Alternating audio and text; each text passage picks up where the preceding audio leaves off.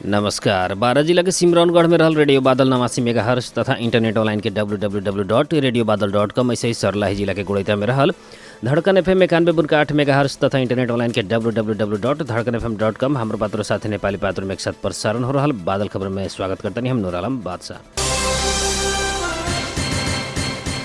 सरलाही में रोक के राखल ट्रक में मोटरसाइकिल ठक्कर देला पर 2 जने के मृत्यु भइल बाटे। बीफे के रात लालबंदी नगरपालिका 17 कालीन जोर स्थित पूर्व पश्चिम राजमार्ग में बिगड़ल रोक के राखल ट्रक के पछाड़ी से प्रदेश 203004 5355 नंबर के मोटरसाइकिल लड़ल रहे। दुर्घटना में मोटरसाइकिल के चलौनिहार सरलाही के हरिवन नगरपालिका 11 रहेवाला मुकेश कुमार गुप्ता आ 35 वर्षीय सुनील कुमार गुप्ता के मृत्यु भइल प्रहरी जानकारी दिले बाटे। पूर्व से पश्चिम जा रहल मोटरसाइकिल उहे दिशा तरफ से आ रहल बिगड़ल रोक के राखल BR06GD 3141 नंबर के ट्रक में लड़ला से इलाका प्रहरी कार्यालय लालबंदी जनले बाटे। दुर्घटना में पड़ के गंभीर घायल भइल मुकेश के इलाज के खातिर प्रादेशिक अस्पताल मलंगवा पहुंचाला बाद डॉक्टर लोग मृत्यु घोषणा कल रहनी। ऐसा ही सुनील के जन सेवा अस्पताल बर्दिवास पुगैला बाद डॉक्टर लोग मृत्यु घोषणा कल प्रहरी जानकारी दिले बाटे। रौतहट के कटहरिया नगरपालिका 4 बलरामपुर में धान कूटे वाला मिल में भइला एक घर में आगलगी भइला पर 10 लाख से ज़्यादा के क्षति भइल बाटे। आगलगी के कारण 6 गो मालजाल जर के मृत्यु भइल बाटे। स्थानीय गनीलाल शाह तेली के घर में बीतल रात 12 बजे आगलगी भइल रहे। आगलगी से घर 3 गो भैंसी 2 गो खसी बकरी लगायत अन्य सब जर के नष्ट भइल बाटे। त एगो मोटरसाइकिल विद्युतीय मोटर मिल के पार्ट पुर्जा जरला पर 10 लाख से ज़्यादा के क्षति भइल अनुमान कल गेल बाटे। आग मुझावे के क्रम में घर धनी गनीलाल शाह घायल भइल बानी। आग लगे के कारण खुले सकल नइखे।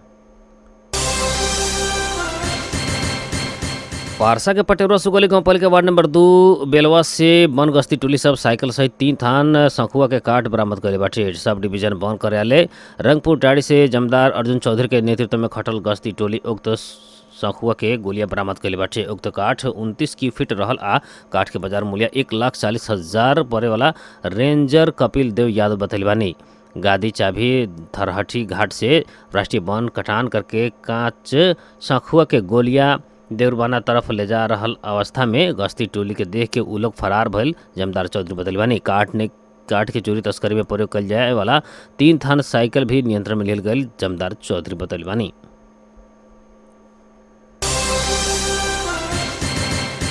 महोत्तरी में ट्रैक्टर पलटला से चलौनिहार के मृत्यु भइल बाटे। जान जावला में ट्रैक्टर चालक महोत्तरी के ही पिपरा गाउँपालिका 6 रहेवाला वर्ष 36 के राम गुलाम यादव के मृत्यु भइले महोत्तरी के प्रहरी प्रवक्ता DSP दिलीप कुमार गिरी जानकारी दिले बानी। उनका अनुसार प्रदेश 202001 त 1969 नंबर के ट्रैक्टर आज दोपहरिया महोत्तरी के लोहारपट्टी नगरपालिका 8 ब्रह्मपुरा के बिगही नदी के किनार में पलटला से उनकर घटनास्थल में मृत्यु भइल बाटे। ट्रैक्टर अनियंत्रित होकर दुर्घटना भइल हो सके के प्रहरी के अनुमान बाटे। मृतक के लाश पोस्टमार्टम के खातिर प्रादेशिक अस्पताल जलेश्वर में राखल गईल आ घटना के विषय में थप अनुसंधान हो रहल जिला प्रहरी कार्यालय धनसा जनैले बाटे।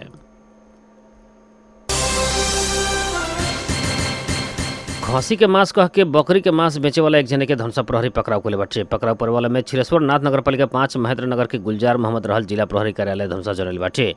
काल इलाका प्रहरी कार्यालय धनसा से खटल प्रहरी के गश्ती टोली छिरेश्वर नाथ 5 महेंद्र नगर में मोहम्मद से संचालन कल गए साहिल फ्रेश हाउस में जाके चेक कैला पर दुकान के अगाड़ी खसी के मांस के छोटे टुकड़ा संगे चामड़ा भी बकरी के खसी के अंडकोश आ पेशाब करे वाला लिंग जैसन बना के खसी के मांस संगे बिक्री करे लागल अवस्था में पकड़ाव कैले बाटे। खसी के मांस आ बकरी के मांस नाप तोल कैला पर छाला भइल खसी के मांस में 21 किलो आ बकरी के मांस 8 किलो समेत बरामद कर गई जिला प्रहरी कार्यालय धनसा जनल बाटे। इस संबंध में थप अनुसंधान हो रहल प्रहरी जानकारी दिले बा।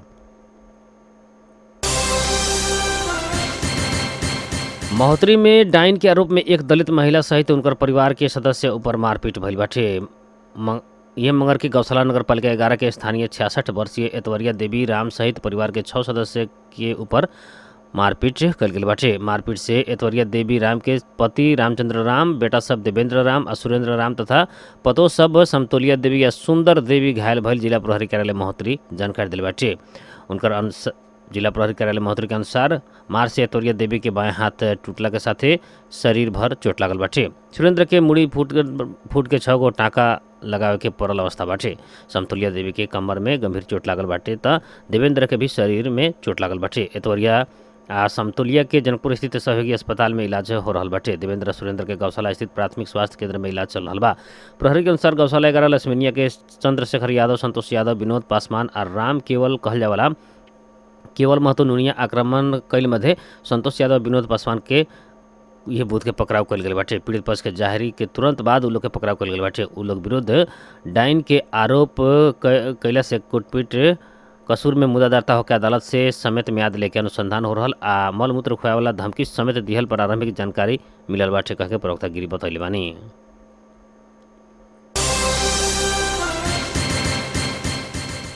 चंद्रपुर रौतहट नगर पालिका के पूर्व मेयर रामचंद्र चौधरी सहित 4 जने पर 2.5 करोड़ से ज्यादा के बीगो कायम करके अख्तियार दुरुपयोग अनुसंधान आयोग विशेष अदालत में मुद्दा दायर कइल बाटे। अख्तियार से विभिन्न 3 गो शीर्षक में 2,65,25,206 रुपया बीगो कायम करके तत्कालीन प्रमुख प्रशासनिक अधिकृत कृष्ण कुमार सिगदेल, लेखाधिकृत राजस्व शाखा प्रमुख कीर्तिराज सुवेदिया, मेयर रामचंद्र चौधरी, आशिक कंस्ट्रक्शन के संचालक राम विनोद राउत बैर ऊपर मुद्दा दायर कल गई बाटे। आर्थिक वर्ष 2077-78 में चंद्रपुर नगर पालिका आंशिक कंस्ट्रक्शन संगे मिलमतो करके नगर पालिका अंतर्गत के पड़े वाला चांदी खोला के पूर्वाधार उपयोग कर संकलन के खातिर लगावल गई ठेका में राजस्व छली कैल कह के आयोग में पड़ल उजुरी में छानबीन करके दोषी देखल गई आ सेवा अवकाश प्राप्त तत्कालीन प्रमुख प्रशासनिक अधिकृत कृष्ण सिगदेल, लेखाधिकृत राजस्व शाखा प्रमुख कीर्तिराज सुवेदी आ आशिक कंस्ट्रक्शन के वृंदावन नगर पालिका 6 के संचालक राम विनोद राउत बैर ऊपर 28,50,500 रुपया 65 पैसा बीगो कायम करके भ्रष्टाचार कैल कसूर में आरोप पत्र दायर कल गए प्रवक्ता भोला दहाल जानकारी दिले बानी।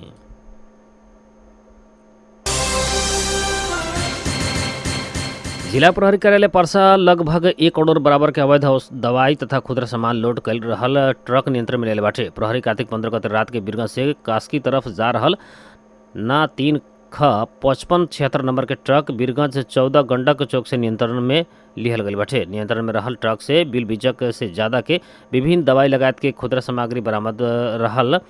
परसा प्रहरी प्रवक्ता एवं प्रहरी नायब परीक्षक डीएसपी कुमार विक्रम थापा जानकारी दिले बानी। विशेष सूचना के आधार में ट्रक रोक के चेक जांच के पर बिल बीजक शंकास्पद देखला बाद नियंत्रण में लिहल गई। डीएसपी थापा बदल बानी। ट्रक सहित बरामद सामग्री के मूल्य 99,69,000 रुपया मूल्यांकन करके थप अनुसंधान तथा आवश्यक कार्रवाई के खातिर राजस्व अनुसंधान कार्यालय पथलिया 12 में बुझावल गई थापा बतैले बानी। सशस्त्र प्रहरी बल में प्राविधिक समूह अंतर्गत नया भर्ना खुलल बाटे। संचार निर्देशनालय तरफ के प्राविधिक प्रहरी निरीक्षक, प्रहरी नायब निरीक्षक आ प्रहरी सहायक निरीक्षक करके 35 जन के खातिर भर्ना खुलल बाटे। ये बीच सूचना प्रविधि निर्देशनालय के तरफ से इंजीनियरिंग उप समूह में प्रहरी निरीक्षक, प्रहरी नायब निरीक्षक आ प्रहरी सहायक निरीक्षक में जमा 16 जन में भर्ना खुलल बाटे। ऐसे ही भौतिक पूर्वाधार निर्देशनालय तरफ के इंजीनियरिंग उप समूह में सिविल इंजीनियर, इलेक्ट्रिकल इंजीनियर का सर्वे, सैनिटरी आ सिविल तरफ 8 जन में भर्ना खुलल बाटे। ऐसा ही ऑटोमोबाइल, वेटरनरी, हाथ हथियार, MBBS, मेडिकल ऑफिसर, अस्पताल व्यवस्थापन अधिकृत, staff nurse, physiotherapy, pharmacy assistant, lab assistant, CMA आ ANMA में भी भर्ना खुलल बाटे। दरखास्त देवेला म्याद अगहन 4 गते से पूस 8 गते तक रहल बाटे।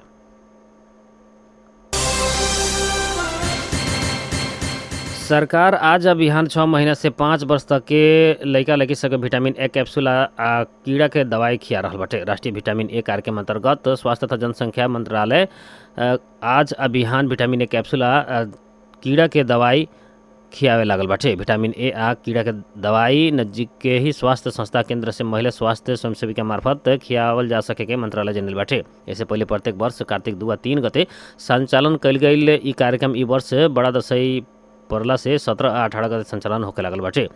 बाल बालिका में होखे वाला स्वास्थ्य जटिलता तथा कुपोषण के जोखिम न्यूनीकरण करेला सरकार 2050 साल से विटामिन ए कैप्सूल आ 2056 साल से कीड़ा के दवाई नियमित खियावे लागल बाटे। प्रत्येक आर्थिक वर्ष में सरकार कार्तिक आ बैसाख में बाल बालिका के विटामिन ए आ कीड़ा के दवाई निःशुल्क खिया रहल बाटे।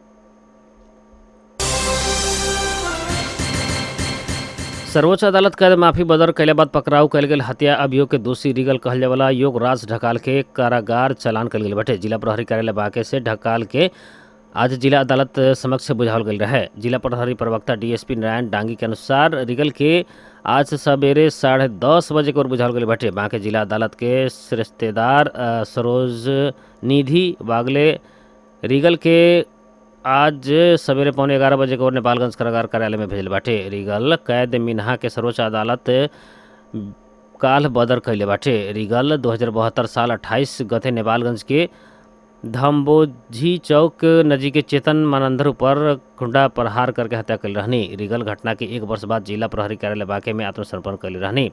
रीगल के हत्या में दोषी ठहर कर जिला अदालत बांके 2075 बैसाख में सर्वसहित जन्मकैद के सजाए सुनैले रहे। रीगल के सरकार के सिफारिश में संविधान दिवस के अवसर कह के आसीन 3 गते राष्ट्रपति रामचंद्र पौडेल आ माफी दिल रहनी। सरकार से रीगल के बाकी कैद मिनहा करे के निर्णय विरुद्ध चेतन के पत्नी भारती बीतल आसीन 22 गते सर्वोच्च अदालत में रिट दायर कैले रहली।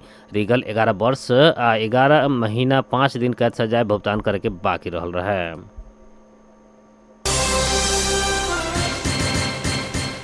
दस वर्ष बाद नेपाल T20 विश्व कप क्रिकेट में छनौट भइल बाटे। आज काठमांडू के मूलपानी मैदान में भइल खेल में संयुक्त अरब इमिरेट्स UAE के 8 विकेट से हरावत नेपाल आवेवाला वर्ष 2024 के जून में अमेरिका आ वेस्ट इंडीज में होखे वाला T20 विश्व कप में छनौट भइल बाटे। इससे पहले नेपाल 2014 में बांग्लादेश में भइल T20 विश्व कप खेलले रहे। UAE से दिहल 135 रन के लक्ष्य के पीछा के क्रम में नेपाल के आसिफ शेख सर्वाधिक 63 रन बनैनी। ऐसे कप्तान रोहित पटेल 35, गुलशन झा 22, कुशल भुर्तेल 11 रन बनैनी। काठमांडू में भइल छनौट खेल से ओमान भी विश्व कप में छनौट भइल बाटे। नेपाल और ओमान छनौट भइले बाद सन 2024 में होखे वाला T20 विश्व कप खेले वाला 18 टोली छनौट हो चुकल बाटे। ICC मेंस T20 विश्व कप 2024 में कुल 20 टीम प्रतिस्पर्धा करी। बादल खबर में मौसम संबंधी जानकारी। रेडियो बादल 89 मेगाहर्ट्ज द्वारा मापन कयल गेल अनुसार सिमरौनगढ़ लगात आसपास के क्षेत्र के अभी के न्यूनतम तापक्रम 23 डिग्री सेल्सियस रहल बाटे। ऐसे आज सवेरे 25, दोपहर 30 और रात में 21 डिग्री सेल्सियस तापक्रम रहे के अनुमान कयल गेल बाटे। ऐसे आज सवेरे 6:16 में बेर उगल है तो संझिया 6:21 में बेर डूबल बाटे। 12 जिला के सिमरौनगढ़ में रहल रेडियो बादल 89 मेगाहर्ट्ज तथा इंटरनेट ऑनलाइन के www.radiobadal.com। ऐसे ही सरलाही जिला के गोड़िया में रहल धड़कन FM 91.8 मेगाहर्ट्ज तथा इंटरनेट ऑनलाइन के www.धड़कनfm.com। हमरो पात्र साथी नेपाली पात्र में एक साथ प्रसारण हो रहल बादल खबर से प्राविधिक मित्र रुस्तम सहित हम नूर आलम बादशाह की विदा दी। नमस्कार।